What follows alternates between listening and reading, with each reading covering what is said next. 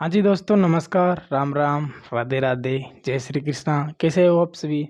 तो धन्य एजुकेशन में आप सभी का स्वागत, अभिनंदन।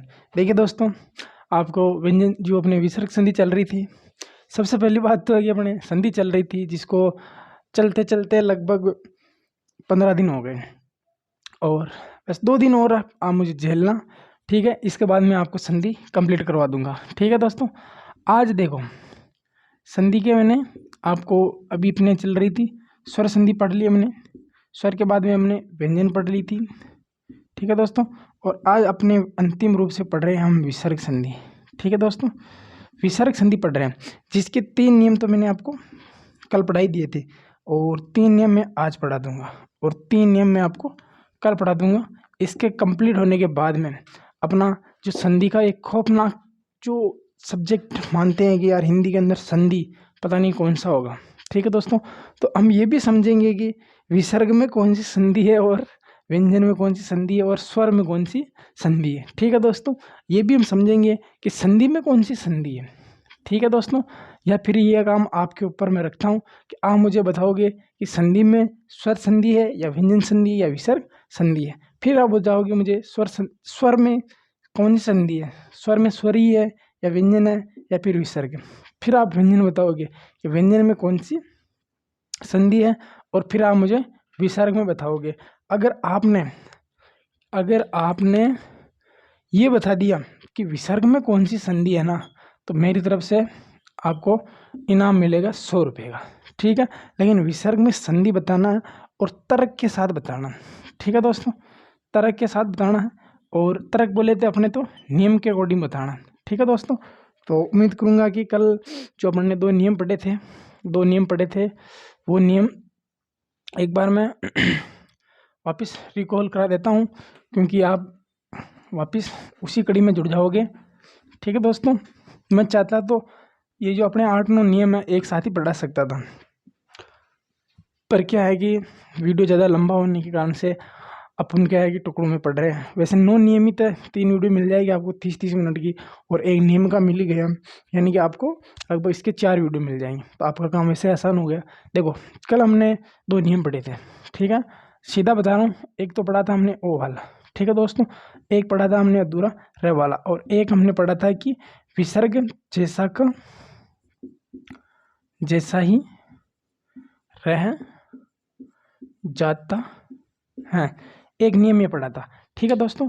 यानी कि कल हमने 3 नियम पढ़े थे, ठीक है दोस्तों? और आज जो हम 2 नियम पढ़ेंगे, आज भी हम 3 नियम पढ़ेंगे। देखो, पहला नियम मैं बताऊंगा आपको, और 2 और 3, ठीक है दोस्तों? पहला नियम बताऊंगा कि मूर्धन्य स कैसे होता है, ठीक है दोस्तों? और उसके बाद में ये बताऊंगा कि यदि लघु ई, लघु ऊ और बाद में विसर्ग, यानी विसर्ग से पहले ये हो और बाद में ये हो, तो इनका दीर्घीकरण कैसे हो जाता है, यानी लघु ई का दीर्घी और लघु ऊ का दीर्घु, ठीक है? और इसके बाद में मैं बताऊंगा आपके विसर्ग, ठीक है? पहले स्वर हो, ठीक है दोस्तों, और बाद में भी स्वर हो, तो क्या करते हैं कि ये प्लस का चिन्ह हट जाता है और ये विसर्ग रह जाता है।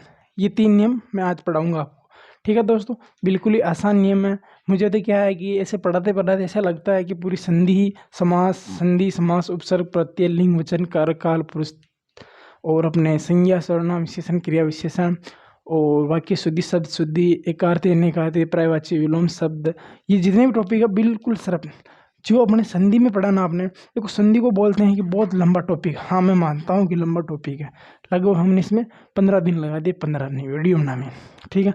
इसलिए लंबा टॉपिक है। देखो, ज़्यादा टाइम खराब नहीं करूँगा, बस अभी मैं सीधा ही बता देता हूँ कि आज अपन जो नियम पढ़ेंगे वो देखिए दोस्तों, जितने उदाहरण बन सकते हैं ना आपके मूर्धन्य स के, वो मैं सारे लिखा दूंगा, ठीक है दोस्तों?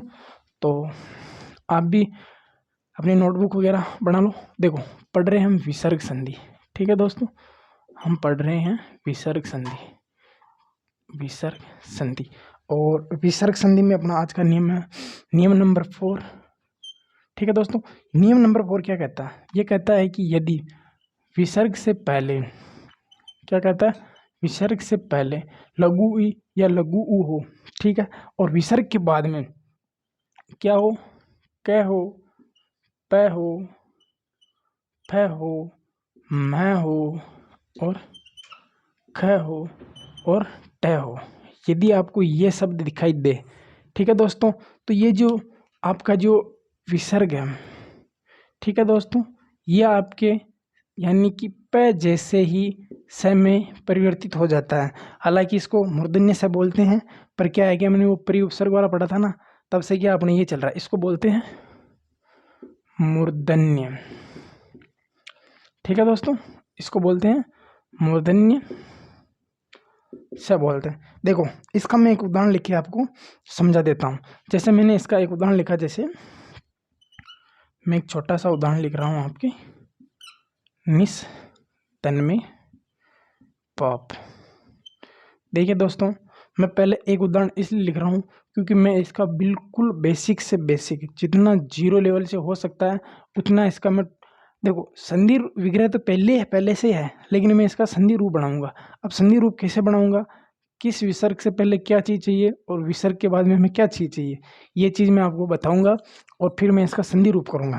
देखिए, अपना जो नियम कह रहा है, नियम ये कह रहा है कि देखो, ये नियम मेरा, देखो ये कह रहा है कि विसर्ग से पहले लघु ई या फिर लघु ऊ हो। ठीक है, अपने भी विसर्ग से पहले क्या है आपके, लघु ई है।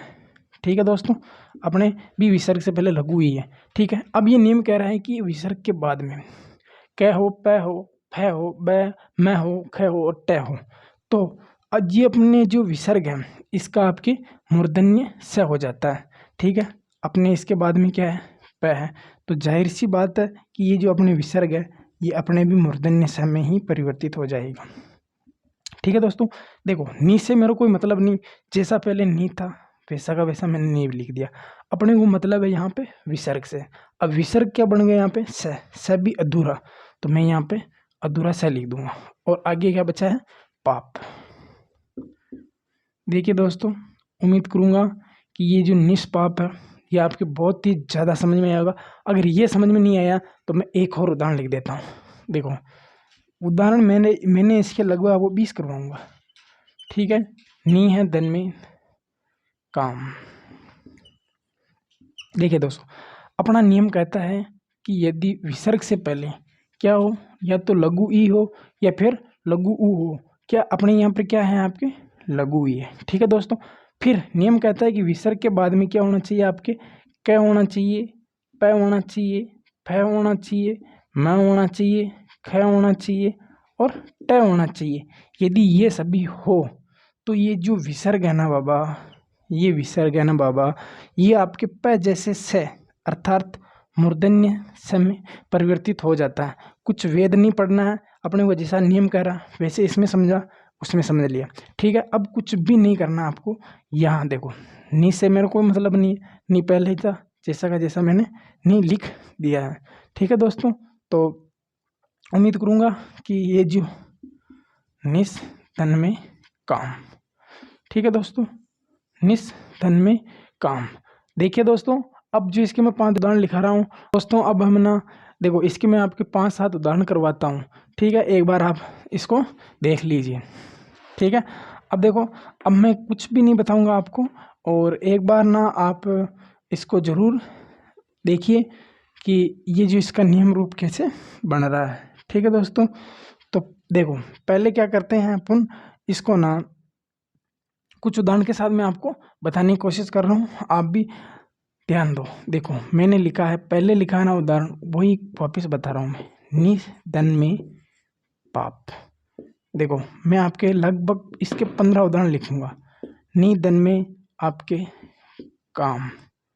ठीक है दोस्तों, और नि धन में काम के साथ अपने अब देख लेते हैं आपके नि है धन में कपट। ठीक है दोस्तों, अगला ले लेते हैं अपन नी है धन में प्रयोजन। नी है धन में प्रयोजन। अगला ले लेते हैं अपन नी है धन में प्रयोजक। नी है धन में प्रयोजक।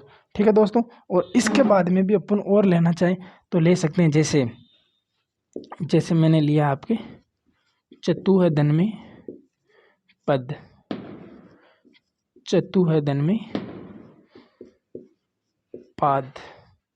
ठीक है दोस्तों, और मैं इसके लगभग आपको 15 उदाहरण लगाऊँ। चतु धन पाद हो गया, फिर मैंने लिख दिया यहाँ पे चतु है धन में पाद लिखा ना, तो पद हो जाएगा। उसी तरह चतु है धन में पात हो जाएगा। ठीक है दोस्तों, चतु है धन में पाय हो जाएगा। ठीक है दोस्तों, अब देखो इसके बाद में अपन जो उदाहरण ले लेते हैं वो ले लेते हैं। जैसे ले लेते हैं अपन वपु है धन में मान। ठीक है दोस्तों, और जैसे ले लेते हैं हम चक्षु है धन में मान। ठीक है दोस्तों, और जैसे अपन ले लेते हैं अभी आवी धन में कार। ठीक है दोस्तों, और ले लेते हैं जैसे आयुष्मान भी इसी में आ जाएगा। आयु है धन में मान। ठीक है दोस्तों, और अगला वाला ले लेते हैं अपन आयु है धन में मति। ठीक है दोस्तों, और भी मैं इसके जितने बन सकते हैं उदाहरण उतने मैं आपको इसके उपलब्ध करवाने की कोशिश कर रहा हूँ, ताकि अपने कोई भी दिक्कत ना आए। जैसे चतु है धन में, इधर लिखा देता हूँ मैं थोड़ा, चतु है धन में कोण, चतु है धन में कोष्ठ। ठीक है दोस्तों, और जैसे मैं लिख देता हूँ जैसे कि आपके दु है धन में दुष्कर्म भी इसी का हो जाएगा, और दुष् प्लस में प्रभाव भी इसी का हो जाएगा, आपके दुष्प्रभाव। ठीक है दोस्तों, और दुष्प्रभाव को अगर आप रहने भी दो तो भी कोई दिक्कत नहीं। अगर अपने जो इसका है ना अपन लेना चाहे ना, अब जैसे मैं इसके दूसरे बता देता हूँ। आविष्कार आयुष्मान हो गया ना, फिर अपने लेते हैं जैसे ज्योति धन में मति। ठीक है दोस्तों, और जैसे अपन ले लेते हैं बही है धन में कार, तो बहिष्कार हो जाएगा। बही धन में कृत, बहिष्कृत हो जाएगा। और एक हो जाएगा आपके धनु है धन में टंकार। देखिए दोस्तों, मैंने लगभग 15 से ज़्यादा इसके नियम लिखा दिए। अब मैंने इसलिए इसके ज़्यादा लिखाए क्योंकि अपने ना जितना भी हो सकता है ना कि इसी से लगभग इसी से मिल जाए। देखिए दोस्तों, मैंने लगभग आपको 15 नियम लिखाए। अब देखो अपने को कुछ भी नहीं देखना, प्लस से पहले लघु ई या लघु ई देखना, प्लस के बाद में क प फ म भ और क प फ म और ख और ट देखना है। देखिए प्लस से पहले लघु ई, लघु ई, लघु ई, लघु ई, लघु ई, उ लघु, लघु लघु लघु उ की मात्रा, ई की मात्रा, उ की मात्रा, उ की मात्रा। ठीक है, बाद में देखो प सब में क फ में, तो इसका क्या हो जाएगा निस धन में पाप। देखिए दोस्तों, आगे है निष्काम, निस धन में काम। बस कुछ भी नहीं करना आपको, ये जो ये है ना यहाँ पे आपको मूर्धन्य से करना है। ठीक है दोस्तों, क्योंकि अपन ने कंडीशन देख ली, नहीं है बाद में प है बाद में क है, मैं है, ट है, ये है। तो आपको जहाँ पर भी आपको विसर्ग दिखे वहाँ पे आपको मूर्धन्य से कर देना। बस इतना काम करने के बाद में 50% आपका काम हो जाएगा। फिर इसके बाद में क्या करना आपको, जैसे कि निस धन कपट, तो निस कपट हो जाएगा। ठीक है दोस्तों, आगे जैसे आपके निष्प्रयोजन, नि धन में प्रयोजन है तो निष्प्रयोजन हो जाएगा। निष्प्रयोग भी इसी का ही होगा। ठीक है, और दुष्प्रयोग मानो तो वो बेस्ट रहेगा। और निष्प्रयोजक, निष्प्रयोजक। ठीक है दोस्तों, और चतु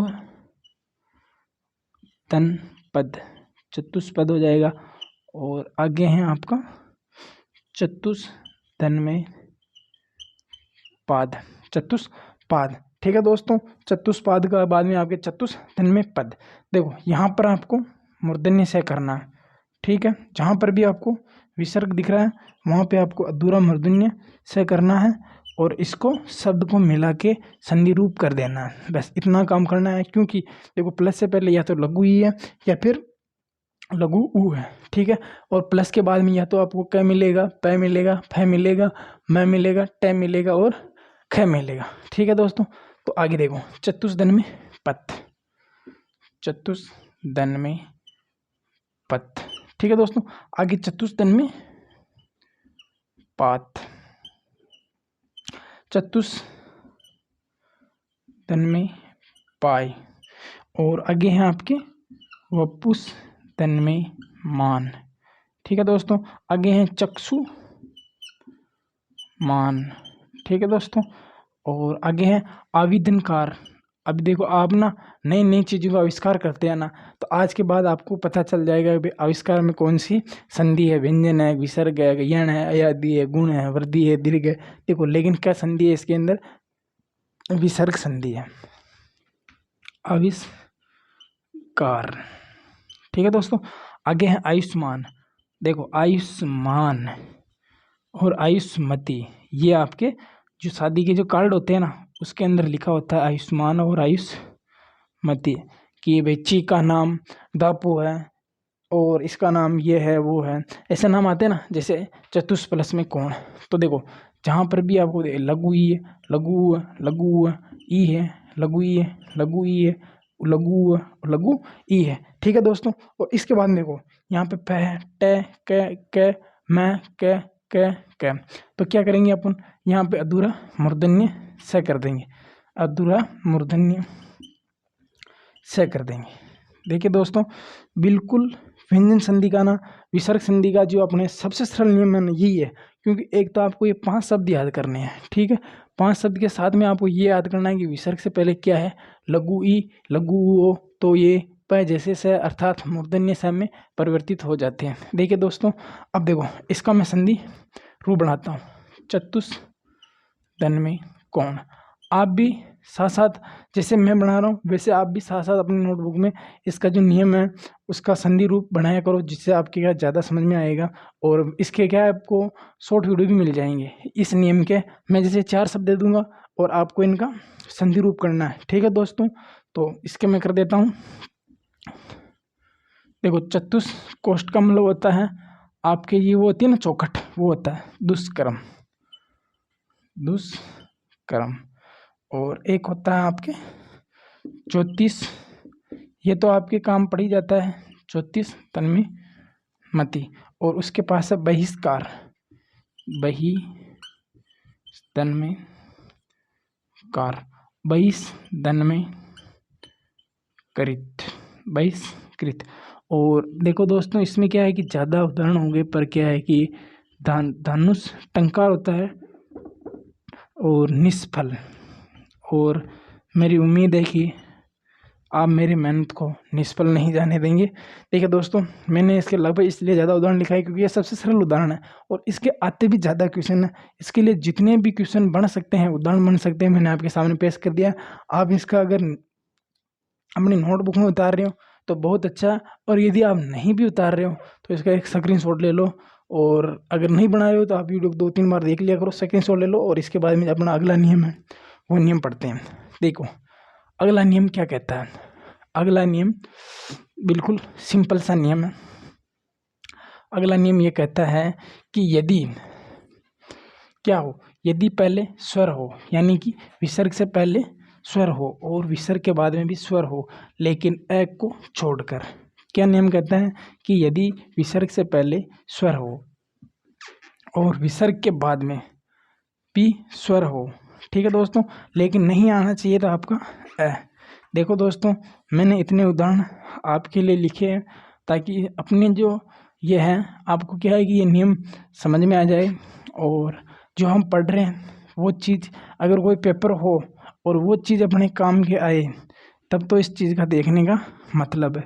नहीं तो फिर अपन देखते रहे और इसको समझे नहीं तो फिर मतलब नहीं। देखो अपना जो दूसरा नियम ये कहता है, क्या कहता है कि पहले कोई स्वर हो, ठीक है दोस्तों, विसर्ग से पहले स्वर हो और विसर्ग के बाद में भी स्वर हो, ठीक है, और नहीं आना चाहिए आपके अ वर्ण नहीं हो।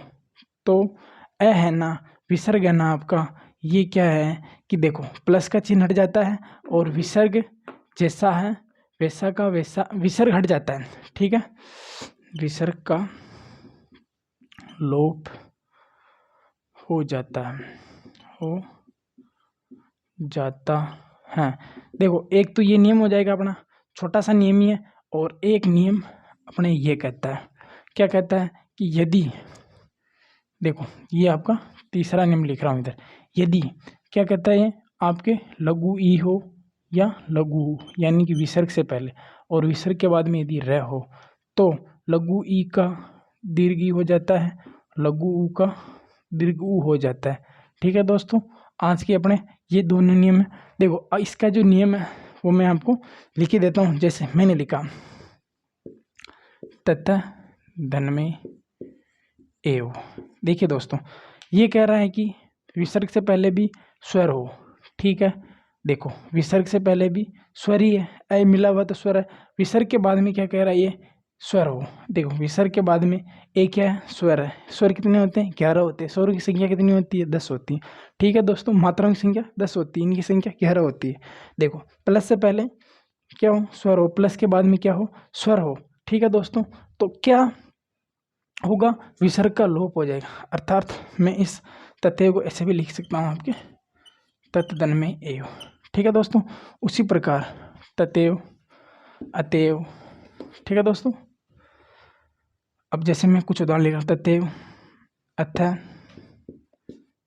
धन में एव, ठीक है दोस्तों, पै धन में इच्छा, ठीक है दोनों, और जिस धन में इच्छा,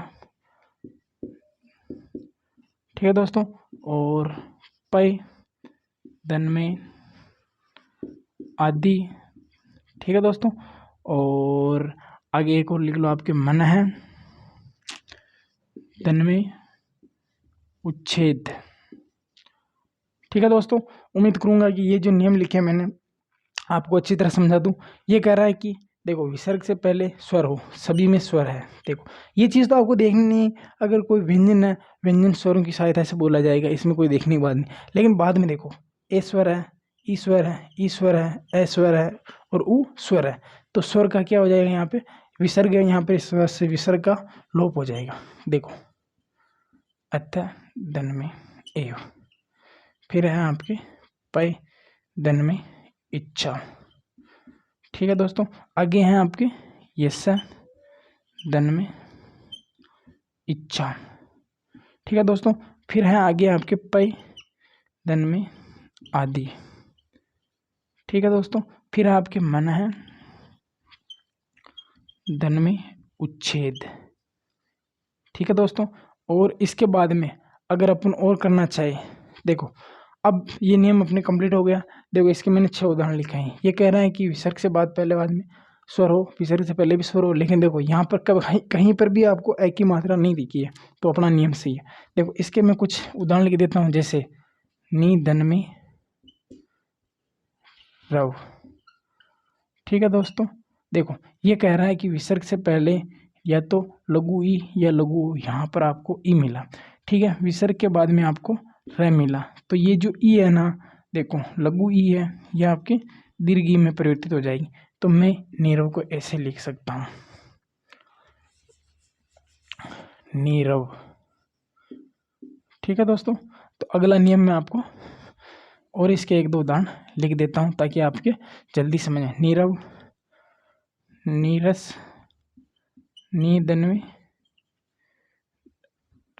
नीरज, नीरज और धीरज इसमें नहीं आएगा, ध्यान रख लेना आप, ठीक है, वो आपको कंफ्यूज करने के लिए इसमें देगा नीरव नीरस, और नी है धन में रोग और नी है दन में रंध्र, नी है प्लस में रंध्र। फिर आगे आपके यहाँ जाता जैसे चमू प्लस में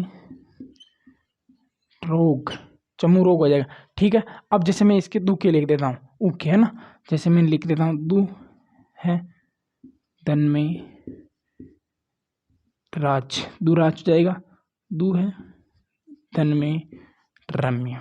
देखिए दोस्तों, इनके क्या है कि उदाहरण जैसे ज़्यादा मिलते नहीं है। तो देखिए आज का अपना अंतिम नियम है, देख लिया। तो इसमें क्या कह रहा है कि विसर्ग से पहले लघु ई, विसर्ग से पहले लघु ई, विसर्ग से पहले लघु ई, विसर्ग से पहले लघु लघु लघु, ठीक है, बाद में रह। ये देखो सभी जगह मैंने यहाँ पे अपने जो उदाहरण लिए उनमें सब में रह।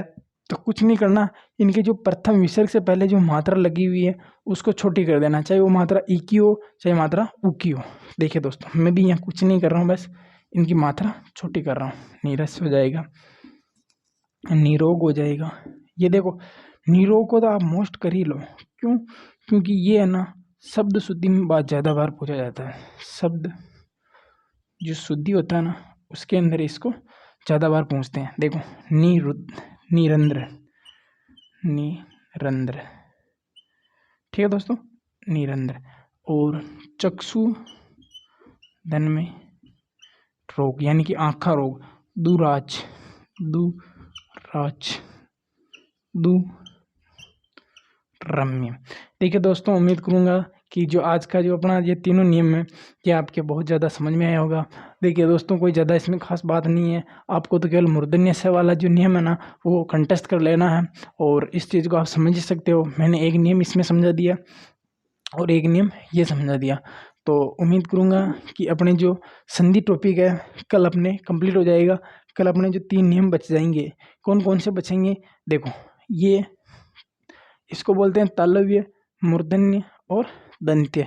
मैंने ये नियम लिखा है कि विसर्ग से पहले कुछ भी हो, विसर्ग के बाद में यदि आपके छ छ ठ और तैद आ जाए तो मूर्धन्य से हो जाता, दंत्य से हो जाता और तालव्य से हो जाता। कल अपने ये तीनों नियम पढ़ेंगे और अपन जो अपनी संधि है इस टॉपिक का विधि विधान रूप से समापन करेंगे। इसके बाद में अपन समास टॉपिक पढ़ेंगे। तो आप इनके नोट्स बना रहे हो तो बना लेना, अगर स्क्रीनशॉट लेना चाहो तो ये ले लो, वरना आप तो क्लास को 2-3 बार देख लिया करो। और अगर क्लास अच्छी लगी हो तो क्लास को लाइक करना, शेयर करना, सब्सक्राइब करना। जय हिंद, जय भारत।